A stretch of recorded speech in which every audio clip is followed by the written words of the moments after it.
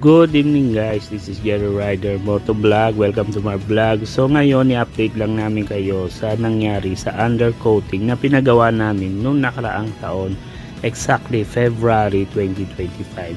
So ngayon is January 2026. Kung yung makikita nyo yung nangyari dito sa ilalim ng aming under chassis, ito yung parte ng ilalim ng gulong. So apat na gulong yan, unahan, likod at makikita nyo natuklap na siya. So wala pang isang taon na natuklap na yung pinagawa naming undercoating, na hindi ko alam po ilang coating ang nilagay na pinagawa namin. Ito ay nagsisimula sa letter M, may branch sila sa Malolos, may branch din sila sa Bulacan. So nagsisimula sa letter M, nagtatapos sa letter Y. So hindi ko alam kung gaano kaganda yung coating na nilalagay nila. So ngayon, hindi ako satisfied. Hindi ko alam kung ano naging effect na ito, ba't natanggal agad. So ito ay nagpa-carwash lang kami na ito kahapon, yung nakarang araw. So ngayon naisipan ko kasi ng gulong maghangin. So bigla ko napansin na bakit may ganun, may mga something gold. So nakita ko natanggal yung mga pina-undercoat namin, pinalagay namin undercoating na rubberized daw. Sabi nila maganda raw yung kanilang materials, pero eto wala pang isang taon.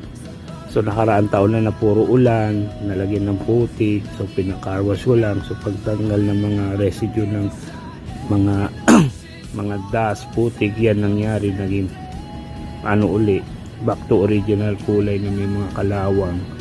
So hindi naman ako nagsabi lang ano to. So kung kayo ay talagang magkaroon ng undercoating sa mga sasakyan nyo, piliin nyo na lang siguro yung talagang the best, yung may talagang may quality, may pangako, may pangalan at may pinagmamalaki.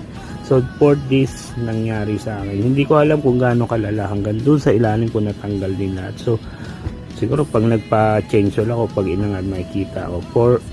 Pero this talagang nangyari, yung apat na side ng gulong, lahat ng ilalim natanggal siya, lahat na pilot. So ngayon darating ulit na tagulan, so nag-worry ako na talagang kainin siya ng kalawang. So sa mga magpapagawa dyan, talagang ayusin nyo, i-review mabuti. Huwag kayong maniniwala sa mga pangakong super sale, talaga ipapangako ang langit at lupa.